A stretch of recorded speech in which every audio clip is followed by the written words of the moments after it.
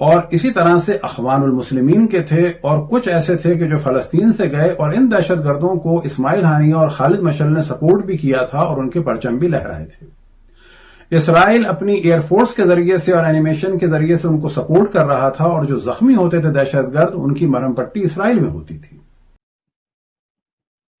नमस्कार।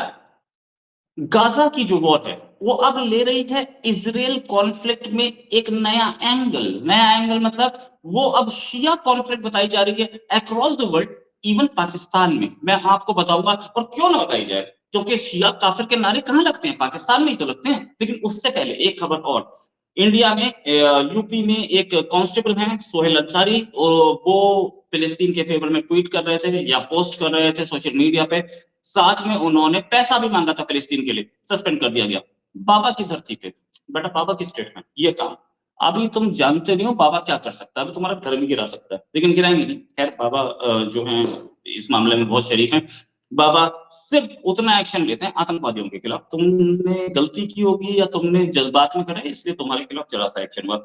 आगे बात करते हैं कि इस समय 10,000 से ज्यादा घर गाजा में टूटे हुए तोड़े जा चुके हैं और 10,000 से ऊपर जाएगी ये सिचुएशन। 10,000 घर टूटने का मतलब पता है, चारों ओर खंडर ही खंडर, 10,500 के आसपास टूटे और इसमें कितने लोग मारे गए किसी को नहीं पता है। सारा खून खराबा हमास के सर पे। ये जो हमास है ये है तो सुन्नी ऑर्गेनाइजेशन, लेकिन इसको सपोर्ट शिया का है और पूरी वॉर शिया वॉर के नाम से जाने जाने लगी है। इजराइल में जो हमास के कमांडर्स हैं, सदर कमांड का, वैसे तो कई कमांडर्स मारे जा चुके हैं, लेकिन सदर कमांड वाले जो आज रात ही मारा गया। और इस पूरे में कई कमांडर्स और कई हमास के ऑफिसर्स मारे जा चुके हैं। अब बात करते हैं शिया वॉर की।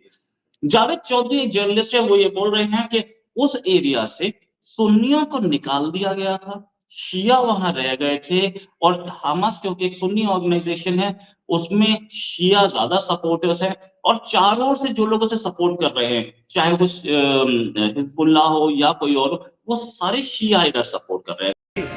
نحن شيعة علي بن أبي طالب في العالم لن نتخلى عن فلسطين ولا عن شعب فلسطين ولا عن مقدسات الأمة في فلسطين.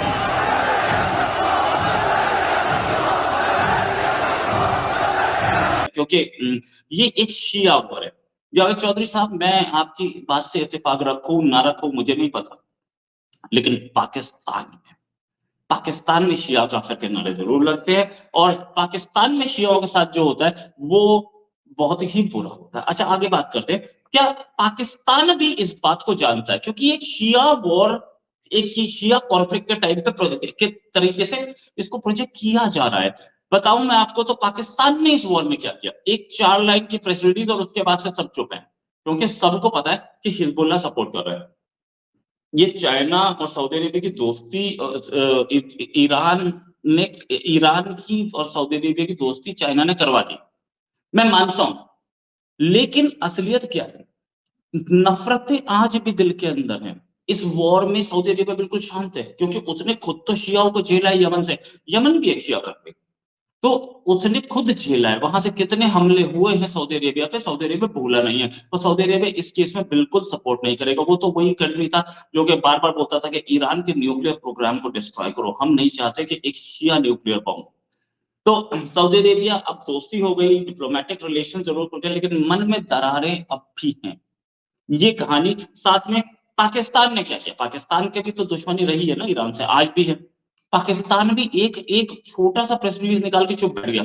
भले ही लोग चीख रहे हों, वो लोग जो कि आटे की लाइन में मरने के लिए तैयार हैं, 10,000 20,000 50,000 के बिल दे रहे हैं बिजली के, लेकिन वो चीख रहे हैं कि हाँ हम सपोर्ट करते हैं फिलिस्तीन को, तुम्हारे पास पैसा है जो तुम वहां पे दे दोगे, तुम्हारे पैसा है जो तुम वहां पे डोनेट कर दोगे, नहीं कर सकते।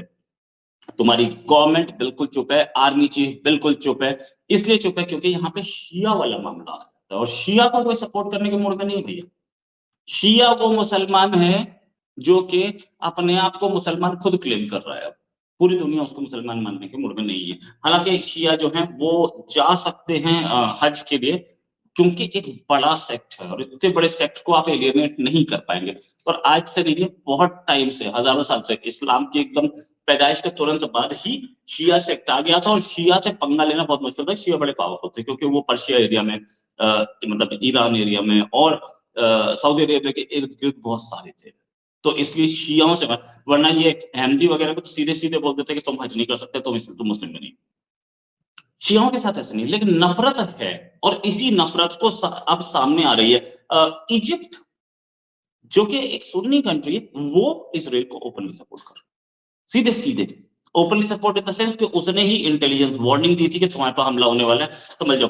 हिजबुल्लाह को वो पहले से सपोर्ट नहीं करता था, हिजबुल्लाह को यूएई भी सपोर्ट नहीं करता था, वो भी सुन्नी कंट्री है, वो भी इसराइल को सपोर्ट, उसने तो ओपन नहीं बोला यूएई ने कि भाई हम सपोर्ट करते हैं। सऊदी अरेबिया ने एक रिलीज निकाली, थोड़ा स्टार्टिंग में सपोर्ट किया, उसके बाद चुप बैठ गया। ऑर्गेनाइजेशन ऑफ इस्लामिक कंट्री में ज्यादातर सुन्नी कंट्रीज है, वो शिया को सपोर्ट करने के मूड में नहीं है। अब शिया कंट्रीज कौन कौन से हैं पूरी वर्ल्ड में? सबसे ज्यादा शिया ईरान में, सेकंड लार्जेस्ट शिया पाकिस्तान में, चुप है, ठीक है। लेकिन क्योंकि सुन्नी डोमिनेटेड कंट्री पाकिस्तान, कुछ नहीं बोल रहा वो, शांत है, लेकिन है सबसे सेकंड लार्जेस्ट। इंडिया में उसके बाद थर्ड लार्जेस्ट शिया जो है वो इराक में है, इराक से, लेकिन क्योंकि इराक भी चुप बैठा है, इराक से ऑपरेट कर रहा है Hezbollah, no doubt about it. अभी कुछ दिन पहले हमने देखा कि ईरान की आर्मी का एक कंटिजेंट थोड़ा सा वो सीरिया के बॉर्डर पर मिला और उस पर अटैक किया इसराइल ने।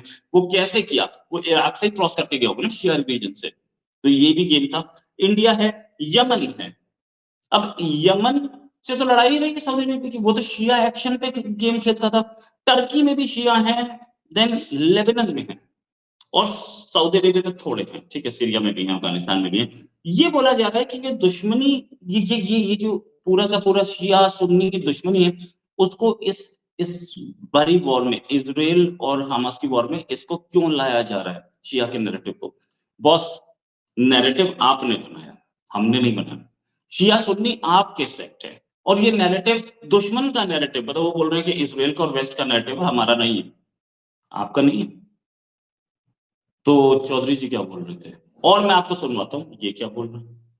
इराक और शाम के जो हालात खराब हुए थे, उनमें पेश तुर्की और उर्दुगान था। जितने दहशतगर्द थे वो आते थे इस्तांबुल, और वहां से दाखिल होते थे इराक, और वहां से फिर शाम जाते थे। इसी तरह से जो दहशतगर्द थे उमूमन वो देवबंदी और अहले हदीस, और इसी तरह से अखवानुल मुस्लिमीन के थे, और कुछ ऐसे थे कि जो फलस्तीन से गए, और इन दहशतगर्दों को इस्माइल हानिया और खालिद मशअल ने सपोर्ट भी किया था, और उनके परचम भी लहराए थे। इसराइल अपनी एयरफोर्स के जरिए से और एनिमेशन के जरिए से उनको सपोर्ट कर रहा था, और जो जख्मी होते थे दहशतगर्द, उनकी मरहम पट्टी इसराइल में होती थी। इन दहशतगर्दों से जो मुकाबला किया गया, तो उसमें एक जो अहम फैक्टर था वो थी रशिया की आर्मी, और वो आर्मी इस वक्त मसरूफ है यूक्रेन में।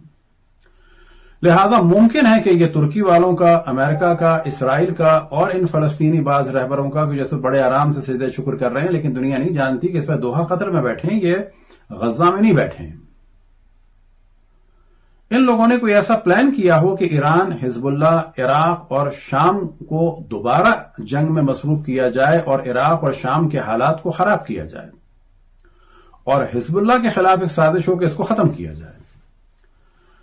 क्योंकि जिस दिन ये हमला फलस्तीनियों ने किया है इसराइल में, उससे चंद घंटे पहले एक हमला इदलिब के शहर के, जहां पर इस वक्त अखवानुल मुस्लिमीन और हमास के अफराद की वहां पर पावर है, उन लोगों ने एक ड्रोन अटैक किया सीरियन कैडेट कॉलेज के पासिंग आउट परेड पर, कि जो हमस में हो रही थी, कि जिसमें 125 के करीब अफराद शहीद हो चुके हैं, जिसमें अक्सर जो हैं ये 19, 20, 21, 22 साल के जवान लड़के हैं, क्योंकि कैडेट कॉलेज था।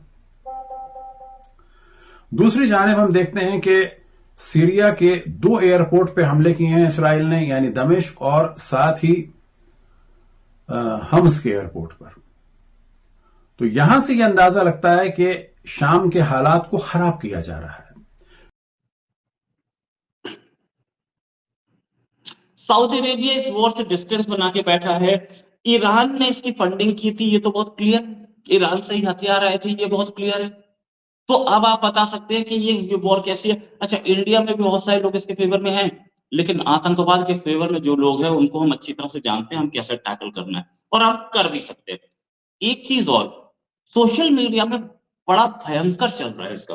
क्या चल रहा है? सोशल मीडिया में ये चल रहा है कि ये शिया वॉर है, शिया लोग इसे सपोर्ट कर रहे हैं। हालांकि बहुत सारे लोगों का जैसे बोलते हैं अपने धर्म के लिए प्यार भी जाग रहा है, तो वो लोग बोल रहे हैं कि नहीं नहीं इस वॉर में हमें शामिल हो रहे हैं। लेकिन आप अगर ध्यान से सुने तो मुस्लिम क्लेरिक्स जो शियाओं के खिलाफ रहे वो ज्यादा इसमें ओपन में आ रहे हैं और आकर के बोल रहे हैं नहीं ये समझो कि ये शियाओं का है। तो ये शिया और सुन्नी इसमें घुसने के बाद ये वॉर हमास के हाथ पाले से निकल सकती है।